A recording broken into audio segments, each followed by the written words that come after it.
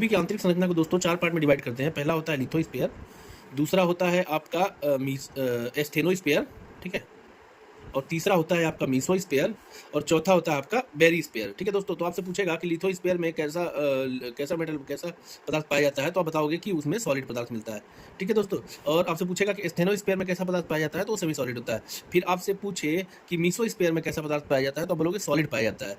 फिर जो इसमें अपर कोर है और लोअर कोर, जो बेरियोस्फीयर बन रहा है, तो बेरियोस्फीयर के अपर कोर में लिक्विड मिलता है और लोअर कोर में सॉलिड मिलता है। दोस्तों मैंने आपको बताया था कि लिथोस्फीयर को हम लोग 100 किलोमीटर तक लेते हैं और इसको एस्थेनोस्फीयर को हम लोग 700 किलोमीटर तक लेते हैं, और आपका जो ये है मीसोस्फीयर है इसको 2900 किलोमीटर तक लेते हैं, और जो है आपका बेरियोस्फीयर है इसको 6400 किलोमीटर तक हम लोग लेते हैं। तो ये दूरी भी ध्यान रखना। आपसे पूछ सकता है कि लिथोस्फीयर कितने पृथ्वी में कितने अंदर तक पाया जाता है, तो बताओगे 100 किलोमीटर तक।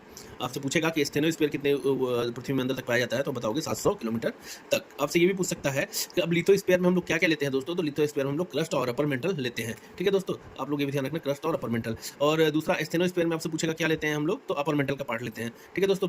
फिर आपसे पूछेगा मीसोस्फीयर में क्या लेते हैं, तो हम लोग केवल लोअर मेंटल का पार्ट लेते हैं।